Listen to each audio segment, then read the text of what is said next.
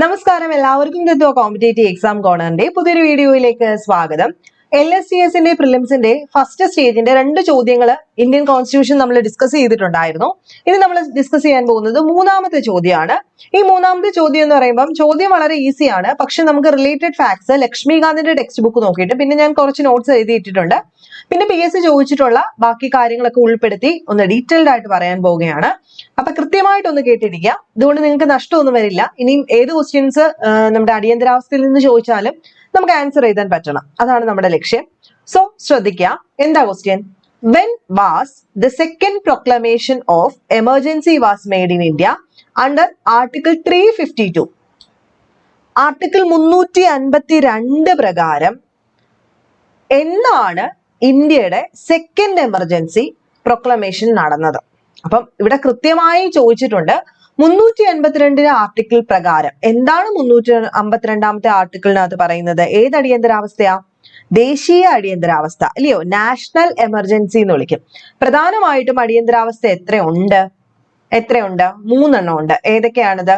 ഒന്നെന്ന് പറയുന്നത് നമ്മളിപ്പോ പറഞ്ഞതുപോലെ തന്നെ national emergency, article 352 national emergency. Article 356 പറയുന്നത് എന്താ? പ്രസിഡന്റ് റൂൾ എന്നാ പറയുന്നത്. എന്താണ് പ്രസിഡന്റ് റൂള് അഥവാ രാഷ്ട്രപതി ഭരണം? എവിടെ? സംസ്ഥാനങ്ങളിൽ രാഷ്ട്രപതി ഭരണം വരിക.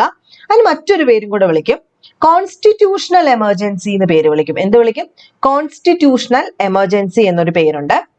അതുപോലെ തന്നെ ഫിനാൻഷ്യൽ എമർജൻസി, സാമ്പത്തിക അടിയന്തരാവസ്ഥ.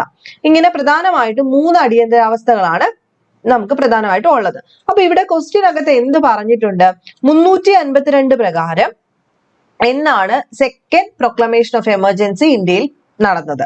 അതാണ് നമ്മുടെ ചോദ്യം. ഇനി നമുക്ക് ഡീറ്റെയിൽഡ് ആയിട്ട് നോക്കാം. എത്ര വട്ടം എമർജൻസി പ്രൊക്ലമേഷൻ നടന്നിട്ടുണ്ടെന്നൊക്കെ നമുക്ക് ഓൾറെഡി അറിയാം. എങ്കിലും ആദ്യം തൊട്ട് നമുക്ക് നോക്കാം. ആദ്യം നമുക്ക് ഇന്ത്യൻ കോൺസ്റ്റിറ്റ്യൂഷന്റെ ടെക്സ്റ്റ് ബുക്ക് നോക്കാം. Indian polity. Emergency provisions are contained in part 18. Part 18 എന്ത് പറയുന്നത്? അടിയന്തരാവസ്ഥയെ പറ്റിയിട്ട് പറയുന്നത്. ഏത് ആർട്ടിക്കിൾ മുതൽ ഏത് ആർട്ടിക്കിൾ വരെയാണ്? ആർട്ടിക്കിൾ 352 മുതൽ 360 വരെയാണ് എന്തിനെ പറ്റി പറയുന്നത്? എമർജൻസി പ്രൊവിഷനെ പറ്റിയിട്ട് പറയുന്നത്. അപ്പം പാർട്ട് ഏതാണ്? 18ാമത്തെ പാർട്ടിൽ ആർട്ടിക്കിൾ 352 മുതൽ ആർട്ടിക്കിൾ 360 വരെയാണ് നമ്മുടെ എമർജൻസി അഥവാ അടിയന്തരാവസ്ഥയെ പറ്റിയിട്ട് പ്രതിപാദിക്കുന്നത് ആണല്ലോ.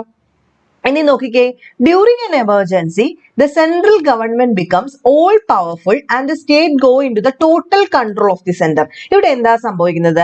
സെൻട്രൽ ഗവൺമെന്റ് ആണ്. ഇപ്പം പല സ്റ്റേറ്റുകളും നമ്മുടെ രാജ്യത്തുണ്ട്. ഇതെല്ലാം അറിയാവുന്നവർ കാണും. ഇപ്പൊ പുതിയ ഒരുപാട് കുട്ടികൾ സെക്രട്ടറി അസിസ്റ്റന്റ് ഒക്കെ എഴുതാൻ വരുന്നുണ്ട്. അവർക്ക് വേണ്ടിയിട്ടാണ് ഞാൻ ഇത്രയും പറയുന്നത് കേട്ടോ. അപ്പൊ സെൻട്രൽ ഗവൺമെന്റിന്റെ അണ്ടറിലേക്ക് എന്ത് വരുന്നു? മുഴുവൻ പവറും വരുന്നു അല്ലയോ? സെൻട്രൽ ഗവൺമെന്റിനാവുന്നു ടോട്ടൽ കൺട്രോൾ. ഇപ്പൊ സ്റ്റേറ്റ് ഗവൺമെന്റിൽ ഓരോരുത്തർക്കും സ്റ്റേറ്റ് ഗവൺമെന്റ് കൺട്രോൾ ഉണ്ടല്ലോ ഓരോ സ്റ്റേറ്റിനും.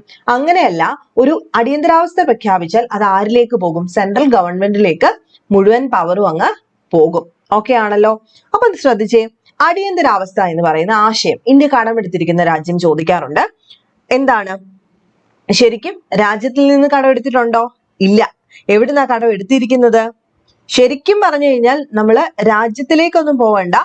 ജർമ്മനിയാണ് ശരിക്കും രാജ്യം. രാജ്യത്തിലേക്കൊന്നും പോകണ്ട. നമ്മളോട് PSC ചോദിക്കാറുള്ളത് അടിയന്തരാവസ്ഥ എന്ന ആശയം ഇന്ത്യ കടമെടുത്തിരിക്കുന്ന ഡയറക്റ്റ് എവിടെ നിന്നാ? നമുക്ക് എല്ലാവർക്കും എപ്പോഴും പറയുന്നത് പോലെ തന്നെ 1935 ഗവൺമെന്റ് ഓഫ് ഇന്ത്യ ആക്ടിനകത്ത് തന്നെ എന്തുണ്ടായിരുന്നു? അടിയന്തരാവസ്ഥ ഉണ്ടായിരുന്നു. ആ അടിയന്തരാവസ്ഥയെ അതുപോലെ നമ്മളങ്ങ് ഒറിജിനൽ കോൺസ്റ്റിറ്റ്യൂഷനിലേക്ക് എടുക്കുകയാണ് ചെയ്തത്. ഇനി അടിയന്തരാവസ്ഥ കാലത്ത് മൗലികാവകാശം റദ്ദാക്കുക എന്നുള്ള ഒരു ആശയം ഉണ്ടല്ലോ. അടിയന്തരാവസ്ഥ വന്നു കഴിഞ്ഞാൽ നമ്മുടെ കംപ്ലീറ്റ് മൗലിക അവകാശങ്ങളും 2 ഒഴികെ, അത് നമ്മൾ പഠിച്ചിട്ടുണ്ട്, ആ 2 ഒഴികെയുള്ള മൗലികാവകാശങ്ങളെല്ലാം റദ്ദാക്കപ്പെടും. ആ മൗലികാവകാശം റദ്ദാക്കുമെന്ന ആശയം ഇന്ത്യ കടമെടുത്തിരിക്കുന്നത് എവിടെ നിന്നാണ്? ജർമ്മനിയിലെ കോൺസ്റ്റിറ്റ്യൂഷനിൽ നിന്നാണ്. ഓക്കെ. അപ്പൊ അടിയന്തരാവസ്ഥ പ്രഖ്യാപിക്കാനുള്ള അവകാശം ആർക്കാ അല്ലെങ്കിൽ അധികാരം ആർക്കാണ്? രാഷ്ട്രപതിക്കാണ് അല്ലയോ? അപ്പൊ ഇത്രയും പോയിന്റ്സ് ആണ് വളരെ ബേസിക് ആയിട്ട് നമുക്ക് പറയാനുള്ളത്. പാർട്ട് 18 352 മുതൽ 360 വരെയാണ് അടിയന്തരാവസ്ഥയെ പറ്റി പ്രതിപാദിക്കുന്ന ആർട്ടിക്കിൾസ്. പാർട്ട് 18 ആണെന്ന് ഓർത്ത് വെച്ചേക്കാം. ഇനി ഈ സമയത്ത് ആർക്കായിരിക്കും കംപ്ലീറ്റ് പവർ? സെന്ററിനായിരിക്കും complete power. 1935 government of India ആക്ടിൽ നിന്നാണ് നമ്മളിത് അതുപോലെ ഇങ്ങനെ എടുത്തിരിക്കുന്നത്. അതുപോലെ ഈ സമയത്ത് മൗലികാവകാശങ്ങളെല്ലാം റദ്ദാക്കപ്പെടും. ആ മൗലികാവകാശം എല്ലാം ഒന്നുമല്ല, 2 ഒഴികെയുള്ളത് റദ്ദാക്കപ്പെടും. അത് നമ്മൾ കടമെടുത്തിരിക്കുന്ന ജർമ്മനിയുടെ കോൺസ്റ്റിറ്റ്യൂഷനിൽ നിന്നാണ്. അടിയന്തരാവസ്ഥ സമയത്ത് ആർക്കായിരിക്കും കംപ്ലീറ്റ് അധികാരം? രാഷ്ട്രപതിക്കായിരിക്കും. ഇത്രയാണ് ബേസിക് ആയിട്ട് നമുക്ക് അറിയേണ്ടത്. ഇനി കോൺസ്റ്റിറ്റ്യൂഷനകത്ത് പ്രധാനമായിട്ടും 3 ടൈപ്പ് എമർജൻസി ആണുള്ളത്. എന്താണ്? 3 ടൈപ്പ് എമർജൻസി ആണുള്ളത്. ഒന്ന് national emergency, 2 constitutional emergency, 3 financial emergency. ദേശീയ അടിയന്തരാവസ്ഥ, അതുപോലെ തന്നെ കോൺസ്റ്റിറ്റ്യൂഷണൽ എമർജൻസി എന്ന് വിളിക്കും. ഈ കോൺസ്റ്റിറ്റ്യൂഷണൽ എമർജൻസിയുടെ മറ്റൊരു പേരാണ് രാഷ്ട്രപതി റൂൾ അഥവാ പ്രസിഡന്റ് റൂൾ അല്ലെങ്കിൽ രാഷ്ട്രപതി ഭരണം, സംസ്ഥാനങ്ങളെ രാഷ്ട്രപതി ഭരണം എന്ന് വിളിക്കും. അതുപോലെ ഫിനാൻഷ്യൽ എമർജൻസി എന്ന് വെച്ച് കഴിഞ്ഞാൽ എന്താണ്? സാമ്പത്തിക അടിയന്തരാവസ്ഥ എന്ന് വിളിക്കും. അങ്ങനെ 3 അടിയന്തരാവസ്ഥകളുണ്ട്. ഇനി നോക്കിക്കേ, ഓരോന്നിന്റെ ആർട്ടിക്കിൾസ് കൃത്യമായി പഠിച്ചു വെക്കണം. ആർട്ടിക്കിൾ 352 ആണ് എന്ത്? ദേശീയ അടിയന്തരാവസ്ഥ. ദേശീയ അടിയന്തരാവസ്ഥ നമ്മുടെ ചോദ്യത്തിനകത്ത് വന്നിട്ടുള്ള 352 ആണ് ദേശീയ അടിയന്തരാവസ്ഥ അഥവാ നാഷണൽ എമർജൻസി എന്ന് വിളിക്കുന്നത്. നോക്കിക്കേ, എന്തിനെയാണ് നമ്മൾ നാഷണൽ എമർജൻസി എന്ന് വിളിക്കുന്നത്? അതായത് an emergency due to war, external aggression or armed rebellion. എന്തൊക്കെയാണ് പ്രധാനപ്പെട്ട കാര്യങ്ങൾ? എന്തൊക്കെയാണ്? ദേശീയ അടിയന്തരാവസ്ഥ പ്രഖ്യാപിക്കണമെങ്കിൽ അവിടെ എന്ത് വേണമെന്നാ പറയുന്നത്? എന്ത് വേണം? ഒരു യുദ്ധം പ്രഖ്യാപിക്കപ്പെട്ടു, അല്ലയോ? ഒരു എക്സ്റ്റേണൽ അഗ്രഷൻ ഉണ്ടായി, പുറത്തു നിന്ന് ഒരു ആക്രമണം ഉണ്ടായി. അങ്ങനെയാണെങ്കിലാണ് നമ്മൾ ദേശീയ അടിയന്തരാവസ്ഥ സാധാരണ പ്രഖ്യാപിക്കാറുള്ളത്. ഓക്കെ, അതൊന്ന് നോക്കി വെച്ചേക്കാം. അപ്പൊ നോക്കിയേ, ഇവിടെ കുറച്ച് പ്രത്യേകതകളുണ്ട്. കൃത്യമായി ആ പ്രത്യേകതയൊന്ന് മനസ്സിലാക്കി വെക്കുക. മന്ത്രിസഭയിൽ നിന്നുള്ള എഴുതി തയ്യാറാക്കിയ ശുപാർശയുടെ അടിസ്ഥാനത്തിലായിരിക്കും രാഷ്ട്രപതി ദേശീയ അടിയന്തരാവസ്ഥ പ്രഖ്യാപിക്കുന്നത്. പെട്ടെന്നൊരു പ്രശ്നം ഉണ്ടാവുകയല്ല. ഇപ്പൊ ഇന്ത്യ പാക് വാർ നടക്കുന്നു. അപ്പൊ ആ സമയത്ത് എന്താണ്? പുറത്തു നിന്നൊരു അധിനിവേശം ഉണ്ട്, ഒരു ആക്രമണം ഉണ്ട്. ആ സമയത്ത് മന്ത്രിസഭയിൽ നിന്ന് എഴുതി തയ്യാറാക്കപ്പെട്ട ഒരു ശുപാർശയുടെ അടിസ്ഥാനത്തിലായിരിക്കും രാഷ്ട്രപതി ദേശീയ അടിയന്തരാവസ്ഥ പ്രഖ്യാപിക്കുന്നത്. അതുപോലെ തന്നെ പാർലമെന്റ് അനുമതിയോട് കൂടിയിട്ട് അടിയന്തരാവസ്ഥ നീട്ടിവെക്കാൻ ആർക്ക് പറ്റും? രാഷ്ട്രപതിക്ക് അധികാരം കൊടുത്തിട്ടുണ്ട്. ഈ സമയത്ത് റദ്ദാക്കുന്ന മൗലികാവകാശങ്ങൾ നമ്മൾ ഏതൊക്കെയാ പഠിച്ചിട്ടുള്ളത്? ആർട്ടിക്കിൾ 20, 21 എന്നുള്ള 2 കാര്യങ്ങൾ മാത്രം മൗലികാവകാശങ്ങൾ റദ്ദ് ചെയ്യോ? ഇല്ല. ബാക്കി എല്ലാ മൗലികാവകാശങ്ങളും പ്രസിഡന്റ് ആ സമയത്ത് റദ്ദ് ചെയ്യുന്നതായിരിക്കും. അതുപോലെ പ്രത്യേക ഭൂരിപക്ഷത്തോടെ പാർലമെന്റ് അംഗീകരിച്ച ദേശീയ അടിയന്തരാവസ്ഥ 6 മാസത്തോളം നിലനിൽക്കുകയും ചെയ്യും. എത്രയാണ്? 6 മാസത്തോളം നിലനിൽക്കും. ആദ്യത്തെ ഒരു പാർലമെന്റിൽ ലിഖിതമായിട്ട് കൊണ്ടുവന്നല്ലോ, നമ്മൾ ഒപ്പിട്ട് വാങ്ങിക്കുന്നില്ലേ, അത് 6 മാസം നിൽക്കും അടിയന്തരാവസ്ഥ. ഇനി 6 മാസത്തിൽ കൂടുവാണെങ്കിലോ ഓരോ 6 മാസം കൂടുമ്പോഴും പാർലമെന്റ് അംഗീകാരത്തോടെ നീട്ടിക്കൊണ്ടു പോകാം. എത്ര നാൾ വേണമെങ്കിലും നാഷണൽ എമർജൻസി നീട്ടിക്കൊണ്ടു പോകാവുന്നതാണ്. ഇന്ത്യയിൽ ദേശീയ അടിയന്തരാവസ്ഥ എത്ര വട്ടം പ്രഖ്യാപിച്ചിട്ടുണ്ട്? 3 വട്ടം പ്രഖ്യാപിച്ചിട്ടുണ്ട്. 3 വട്ടമാണ് നാഷണൽ എമർജൻസി പ്രഖ്യാപിച്ചിട്ടുള്ളത്. ഓക്കെ ആണല്ലോ? 3 വട്ടം പ്രഖ്യാപിച്ചിട്ടുണ്ട്. അത് 1962 ആദ്യമായിട്ട് അടിയന്തരാവസ്ഥ പ്രഖ്യാപിച്ചത്. ഏതാ വർഷം? 1962 ആദ്യമായി അടിയന്തരാവസ്ഥ ഇന്ത്യയിൽ പ്രഖ്യാപിച്ചു. ആ സമയത്ത് ഇന്ത്യ ചൈന യുദ്ധമായിരുന്നു. ഇന്ത്യ ചൈന യുദ്ധത്തിലാണ് ആദ്യത്തെ അടിയന്തരാവസ്ഥ പ്രഖ്യാപിക്കുന്നത്. ഓക്കെ, ആ സമയത്ത് ആരായിരുന്നു പ്രധാനമന്ത്രി എന്നുള്ളത് സ്ഥിരമായിട്ട് ചോദിക്കാറുണ്ട്. ആരായിരുന്നു ആ സമയത്ത്? ജവഹർലാൽ നെഹ്റു ആണ്. അടിയന്തരാവസ്ഥ പ്രഖ്യാപിക്കുന്ന പ്രസിഡന്റ് ആണല്ലോ. ആ സമയത്തെ പ്രസിഡന്റ് ആണ് ഡോക്ടർ എസ് രാധാകൃഷ്ണൻ ആയിരുന്നു. ഓക്കെ, ആ സമയത്തെ പ്രതിരോധ മന്ത്രി ചോദിക്കാറുണ്ട്. വി കെ കൃഷ്ണമേനോൻ ആയിരുന്നു ആ സമയത്തെ പ്രധാനമന്ത്രി. ഇനി നമ്മുടെ ചോദ്യം എന്താ? രണ്ടാമത് സെക്കൻഡ് പ്രൊക്ലമേഷൻ ഓഫ് എമർജൻസി 352 പ്രകാരം പ്രഖ്യാപിച്ച വർഷം 1971 ആണ്. 1962 ഒന്നാമത്, 1971 രണ്ടാമത്തെ അടിയന്തരാവസ്ഥ ഇന്ത്യയിൽ പ്രഖ്യാപിച്ചത്. അപ്പൊ ആൻസർ കിട്ടി 1971.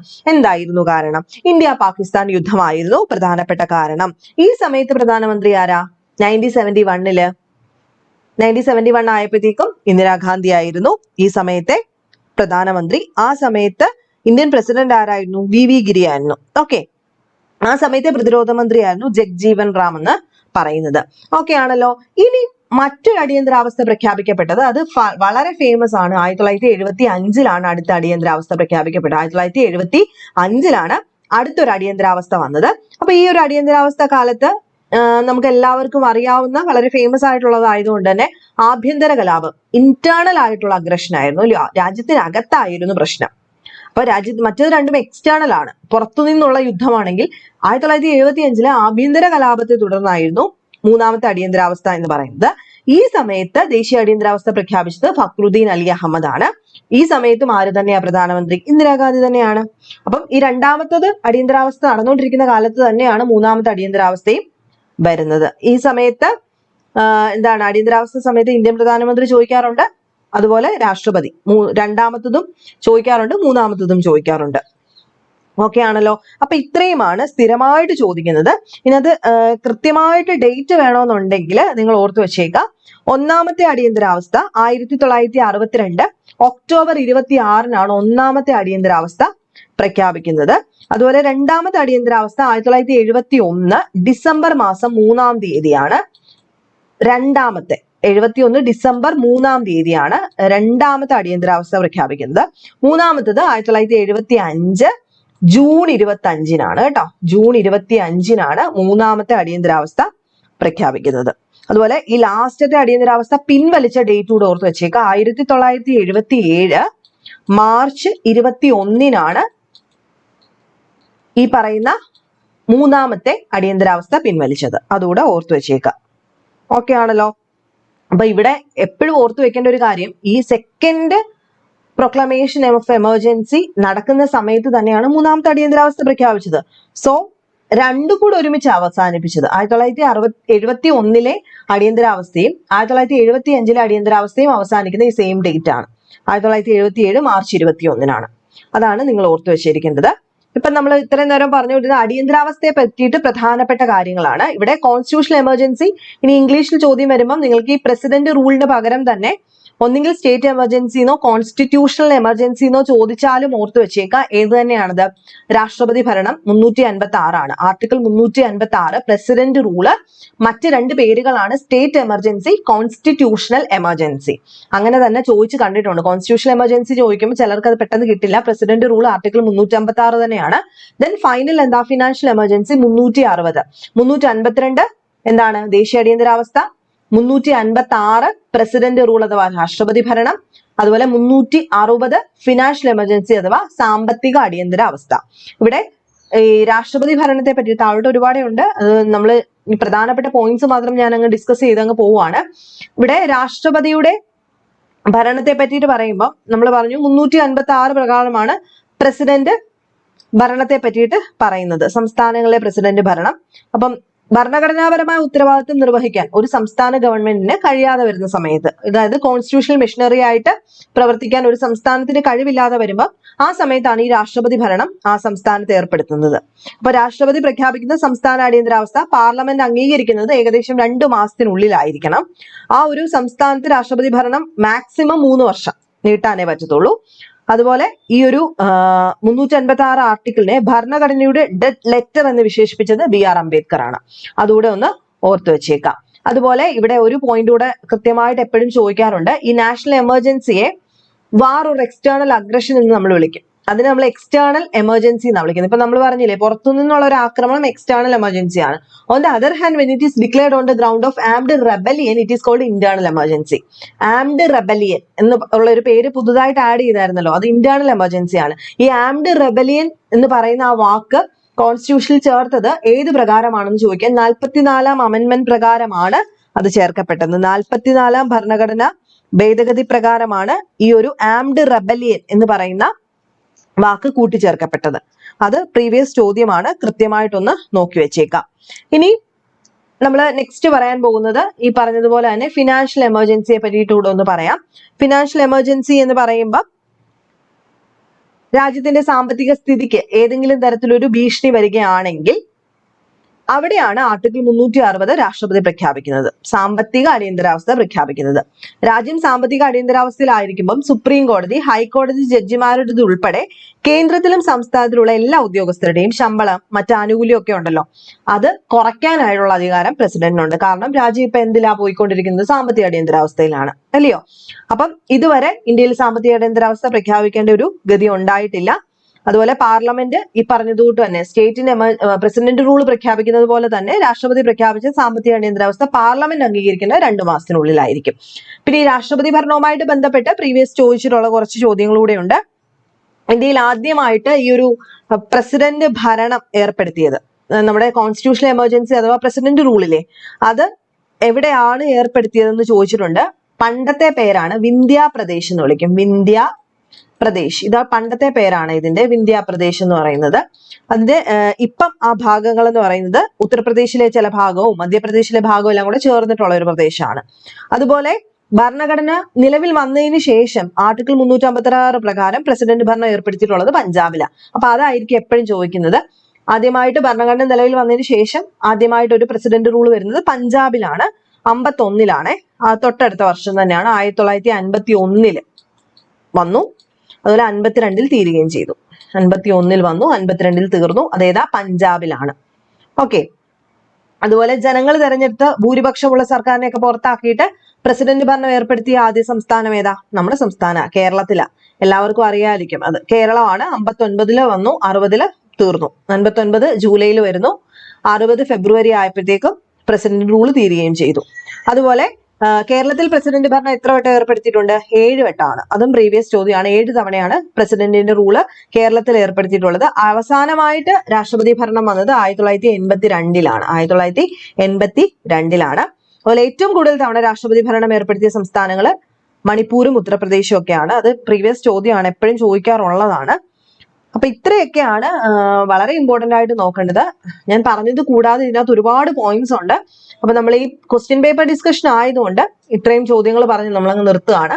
അപ്പൊ ഡീറ്റെയിൽഡ് ആയിട്ട് നിങ്ങൾ ഈ ടെക്സ്റ്റ് ബുക്ക് കൃത്യമായിട്ടൊന്ന് വായിക്കുക കേട്ടോ. ഈ ടെക്സ്റ്റ് ബുക്കിനകത്ത് ഒരുപാട് പോയിന്റ്സ് താഴെ കിടക്കും. നമ്മൾ ഈ പറഞ്ഞ കാര്യങ്ങളെല്ലാം ഇവിടെ തന്നെ ഉൾപ്പെടുത്തിയിട്ടുണ്ട്. അപ്പൊ എന്തെങ്കിലും സംശയം ഉണ്ടെങ്കിൽ നിങ്ങൾ കമന്റ് ചെയ്ത് ചോദിക്കുക. അപ്പൊ നെക്സ്റ്റ് വീഡിയോയിൽ കാണുന്നിടം വരെ ബൈ.